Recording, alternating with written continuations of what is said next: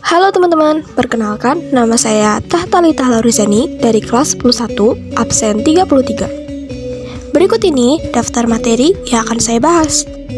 Pertama, pengertian jaringan komputer. Jaringan komputer adalah sebuah sistem yang menghubungkan dua atau lebih perangkat untuk berbagi sumber daya. Jaringan komputer menggunakan sistem aturan yang disebut protokol komunikasi untuk mentransmisikan informasi melalui teknologi fisik atau nirkabel. Jaringan komputer dibangun dengan kombinasi perangkat keras atau hardware dan perangkat lunak atau software untuk memudahkan suatu perusahaan dalam hal manajemen informasi dan data. Perangkat yang terhubung pada jaringan komputer memiliki identitas unik untuk membedakan dengan perangkat lain yang disebut alamat IP atau IP address. Alamat IP adalah serangkaian angka yang menjadi identitas perangkat yang terhubung ke internet atau infrastruktur jaringan lainnya, misalnya 192.168.0.1, berfungsi seperti nomor rumah pada alamat, yaitu memastikan agar data dikirim ke perangkat yang tepat. Berikut ini jaringan komputer berdasarkan jangkauannya. Pertama ada LAN atau Local Area Network, yaitu jaringan komputer berkabel maupun nirkabel yang menghubungkan komputer dengan perangkat lainnya dalam wilayah terbatas, seperti rumah, kantor, sekolah, universitas, atau gedung kantor. Biasanya, jaringan lokal membutuhkan persetujuan dari administration untuk bisa mengaksesnya.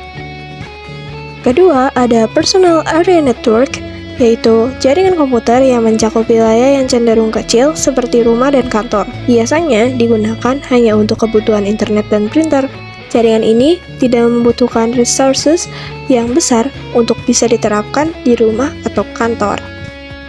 Yang ketiga, ada MAN, Metropolitan Area Network, merupakan jaringan yang menghubungkan satu komputer dengan perangkat lain dalam ruang lingkup kota yang memiliki jaringan sama.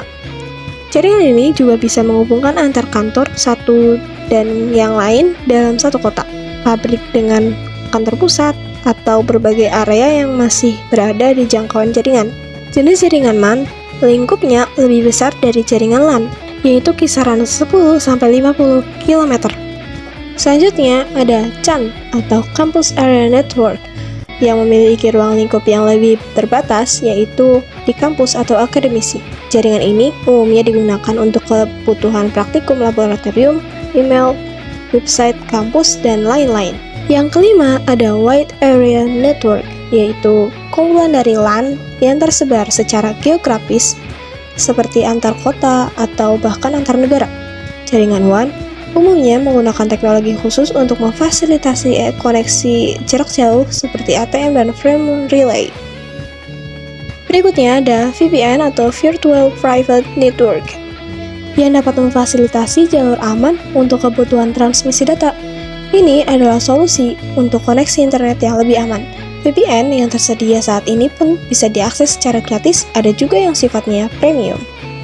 Yang terakhir ada Interconnection Networking atau jaringan internet, yaitu salah satu jaringan publik yang menghubungkan komputer dengan jaringan komputer di seluruh dunia, memungkinkan untuk berbagi informasi dan komunikasi dari mana saja, kapan saja, dengan siapa saja. Jaringan internet dapat terkoneksi pada komputer, tablet, laptop, handphone, TV, dan lain-lain. Internet memberikan kemudahan bagi penggunanya untuk dapat berkomunikasi dan melakukan transfer data dengan cepat dan efisien. Subbab selanjutnya yaitu konektivitas internet. Dibagi menjadi dua, yaitu pada jaringan berkabel dan pada jaringan nirkabel. Konektivitas internet pada jaringan berkabel ada dial-up PSTN, yaitu Public Switch Telephone Network. Nah, 3 perangkat yang harus dimiliki untuk koneksi ini adalah komputer, modem, dan sambungan telepon rumah. Yang kedua, ada ADSL atau Asymmetric Digital Subscriber Line. Prinsipnya sama dengan dial-up yang menggunakan jaringan telepon kabel, tetapi yang membedakan ialah jenis modemnya. Kecepatannya mencapai 34 Hz sampai 1104 Hz. Selanjutnya ada LAN, Local Area Network. Sistem kerjanya ialah menggunakan satu komputer sebagai server yang terhubung dengan internet menggunakan kabel telepon atau antena melalui Internet Service Provider. Selanjutnya, konektivitas internet pada jaringan nirkabel. Ada GPRS atau General Packet Radio Service. Jenis koneksi ini menggunakan gelombang radio untuk komunikasi data dan suara. Berikutnya ada Wi-Fi atau Wireless Fidelity sistem standar yang digunakan untuk terkoneksi dengan internet tanpa menggunakan kabel. Yang terakhir ada akses satelit, layanan internet yang memakai antena parabola sehingga kecepatan akses cukup tinggi, namun biayanya juga terbilang cukup mahal. Subbab berikutnya yaitu komunikasi data dengan ponsel melalui jaringan internet, sebuah mekanisme pengiriman dan penerimaan dari satu perangkat ke perangkat lain. Di dalamnya ada mekanisme komunikasi data yang terjadi antara ponsel pengirim dan ponsel penerima. Komunikasi data menggunakan ponsel bisa melalui jaringan internet sebagai berikut. Pertama ada GPRS, kecepatannya 35-171 KB per second, hanya cukup untuk mengirim pesan yang tidak terlalu panjang. Yang kedua ada 8G atau Enhanced Data Rate for GSM Evolution dengan kecepatan 120-384 KB per second.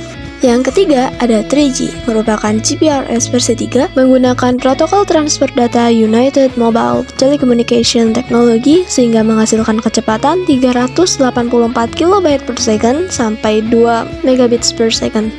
Yang keempat ada HSPA atau High Speed Packet Access atau 3,5G, memiliki kecepatan 600 KB per second sampai 10 megabits per second. Adapun HSDPA High Speed Downlink Packet Access atau H+ dengan kecepatan stabil pada kisaran 7,2 megabits per second. Yang kelima ada 4G atau LTE Long Term Evolution, generasi keempat dari GPRS dengan kecepatan hingga 100 megabits per second. Yang keenam ada 5G generasi kelima yang kecepatannya setara dengan Wi-Fi. Subbab selanjutnya yaitu topologi jaringan komputer. Topologi jaringan komputer adalah teknologi yang mempelajari teknik untuk menghubungkan komputer dengan komputer lainnya, kemudian menjadi jaringan. Fungsi topologi jaringan, arah jalur internet menjadi jelas, memudahkan network engineer untuk melakukan konfigurasi. Dapat meminimalisir biaya instalasi jaringan karena semua sudah dihitung dengan matang dalam topologi jaringan. Cara kerja sebuah topologi jaringan dengan menghubungkan komputer-komputer menjadi sebuah jaringan dan bisa berkomunikasi satu sama lain. Komunikasi ini dapat mengirim data, menerima data, hingga berbagi akses. Jenisnya ada topologi mesh yang memiliki rute yang acak, ring, rangkaian yang berbentuk lingkaran seperti cincin, star, jaringannya berbentuk bintang, bus, susunannya seperti tempat duduk dalam bus, tree yang merupakan penggabungan antara topologi bus dan star. Ini adalah gambar dari jenis topologi. Selanjutnya, proteksi data saat berinternet. Cara paling mudah mengetahui situs web aman dikunjungi adalah dengan melihat di alamatnya yang didahului HTTPS atau HTTP. Jika situs tersebut menggunakan HTTP, maka situs tersebut dinilai kurang aman.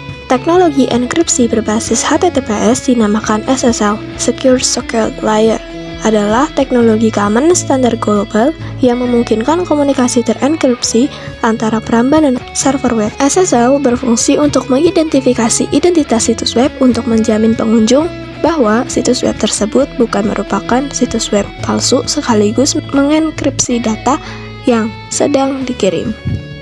Selanjutnya ada fungsi jaringan komputer, yaitu sebagai media komunikasi, media untuk akses informasi, media bertukar sumber daya atau data, media untuk akses berita. Terakhir, ada kekurangan jaringan komputer.